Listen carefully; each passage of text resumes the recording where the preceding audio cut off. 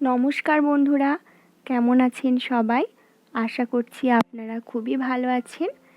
Cooking মেহফিলের আরও একটা নতুন রেসিপিতে আপনাদের সকলকে স্বাগত জানাই।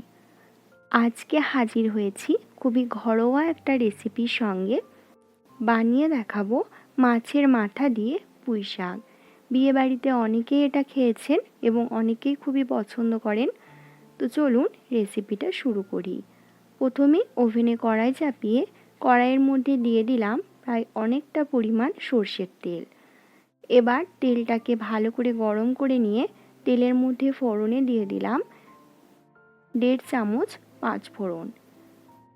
এবার এর মধ্যে দিয়ে দিচ্ছি একটা মিডিয়াম সাইজের পেঁয়াজ কুচি। পেঁয়াজটাকে কিন্তু আমি খুব মিহি করে কুচাইনি বা খুব পাতলা পাতলা করে কাটিনি, একটু মোটা সাইজের করে কেটে নিয়েছি। পেঁয়াজটাকে নেড়ে চেড়ে হালকা একটু ভেজে নিচ্ছি। খুব বেশি কিন্তু ভাজবো না, তাহলে পেঁয়াজটা একদমই গলে যাবে।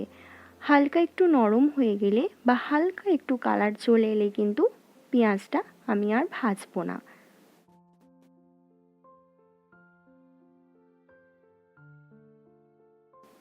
এবার এর মধ্যে অ্যাড করে দিচ্ছি 1 চামচ থেতো করে রাখা আদা এবং রসুন। আদা রসুনটাকেও তেলের মধ্যে ভালো করে ভেজে নিচ্ছি, যাতে আদা রসুনের একটা সুন্দর ভাজা গন্ধ বের হয়।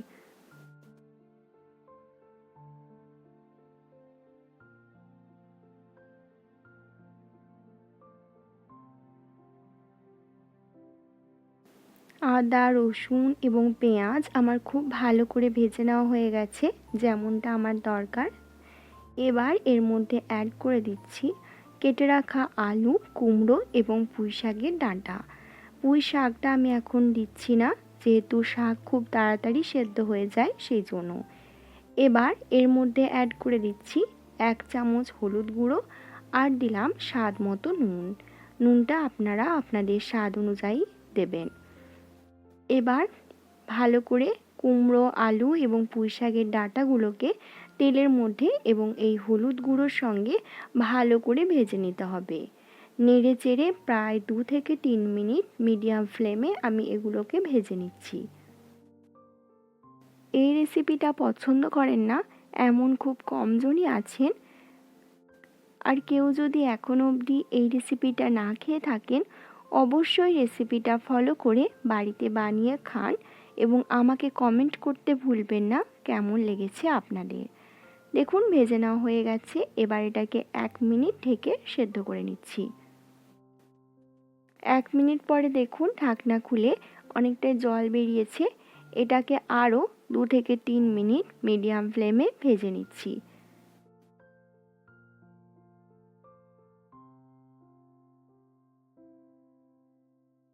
এই রেসিপিটা বানানো কিন্তু খুব কঠিন না। রেসিপিটা অবশ্যই লাস্ট অবধি দেখুন, বুঝতে পারবেন এই রেসিপিটা বানানো কতটা সহজ।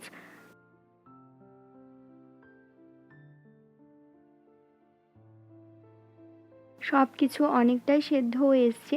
কুমড়ো, আলু এবং ডাঁটা অনেকটা নরম হয়ে গেছে। এই পর্যায়ে অ্যাড করে দিচ্ছি পুঁই শাকের পাতা। পুঁই শাকের পাতাগুলোকে আমি খুব ভালো করে ধুয়ে পরিষ্কার করে নিয়েছি। সমস্ত পাতাগুলোকে দিয়ে এবার এটাকে ঢাকা দিয়ে সেদ্ধ হতে দেবো।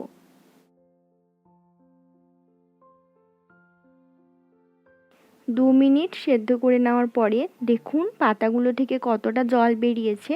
যেহেতু পাতা থেকে অনেক জল বের হয়, সেজন্য এখন কিন্তু আমি কোনো রকম জল ইউজ করিনি। এবার পাতাটা দেখুন অনেকটাই নরম হয়ে এসছে। এবার পাতাগুলোর সঙ্গে ভালো করে সমস্ত কিছুকে মিশিয়ে নিচ্ছি। নেড়ে নেওয়ার পরে আবারও ঢাকা দিয়ে ভালো করে সেদ্ধ হতে দেবো। দেখুন পুঁই শাক থেকে কতটা জল বেরিয়েছে। আমি কিন্তু এখনও অবধি কোনো রকম জল ইউজ করিনি। মাঝে অনেকবার নেড়ে চেড়ে দিয়েছিলাম, সেজন্য পাতাগুলো একদম পুরো গলে গেছে। এই পর্যায়ে অ্যাড করে দিচ্ছি 1 চামচ ধনে গুঁড়ো, হাফ চামচ লাল লঙ্কার গুঁড়ো আর দিয়েছি 3টে চেরা কাঁচা লঙ্কা। দিয়ে দিলাম মাছের মাথা। মাছের মাথাগুলো আগে আমি নুন হলুদ মাখিয়ে ভেজে নিয়েছিলাম এবং মাথাগুলোকে আমি ভেঙে একটু গুঁড়ো গুঁড়ো করে দিয়েছি। এই পুঁই শাকের চচ্চড়িতে কিন্তু মাছের মাথাগুলো ভেঙে ইউজ করবেন, তাহলে খেতে কিন্তু খুবই ভালো হয়। এবার মাছের মাথার সঙ্গে ভালো করে সমস্ত কিছুকে মিশিয়ে নিচ্ছি এবং মশলার সঙ্গেও ভালো করে মিশিয়ে নিচ্ছি। মাথা যেহেতু একটু নরম হতে টাইম লাগবে, সেজন্য আগেই আমি মাথাগুলোকে দিয়ে দিলাম। এবার নেড়ে চেড়ে খুব ভালো করে 5 থেকে 6 মিনিট ভেজে নিতে হবে।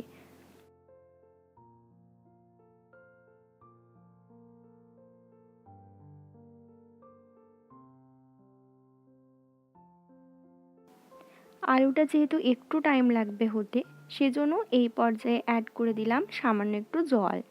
জলটা দেওয়ার পরেও আরও একবার ভালো করে নেড়ে চেড়ে নিলাম। এবার অ্যাড করে দিলাম 1 চামচ চিনি। চিনিটা অবশ্যই ইউজ করবেন, চিনিটা দিলে কিন্তু এর স্বাদটা খুব ভালো ব্যালেন্স হয়। এবার চিনিটা দিয়ে ভালো করে মিশিয়ে নিলাম। এবার 2 থেকে 3 মিনিট মিডিয়াম ফ্লেমে এটাকে হতে দেবো। সমস্ত কিছু খুব ভালো মতো সেদ্ধ হয়ে গেছে, আলুটাও কিন্তু খুব ভালো সেদ্ধ হয়ে গেছে। দেখুন কতটা সুন্দর হয়েছে, একদম পুরো গ্রেভি গ্রেভি, দেখেই বোঝা যাচ্ছে কতটা লোভনীয় লাগছে দেখতে। আর দেখতে এতটা সুন্দর হয়েছে, খেতে তো আরোই সুন্দর লাগবে। তৈরি হয়ে গেল আমার আজকের রেসিপি, পুঁই শাক দিয়ে মাছের মাথা চচ্চড়ি। আশা করছি ভালো লেগেছে রেসিপিটা। এরকমই আরও নতুন নতুন রেসিপি দেখার জন্য অবশ্যই আমার চ্যানেল কুকিং মেহফিলকে সাবস্ক্রাইব করে রাখবেন। দেখা হচ্ছে আরও একটা নতুন রেসিপির সঙ্গে। ভালো থাকবেন, সুস্থ থাকবেন, নমস্কার।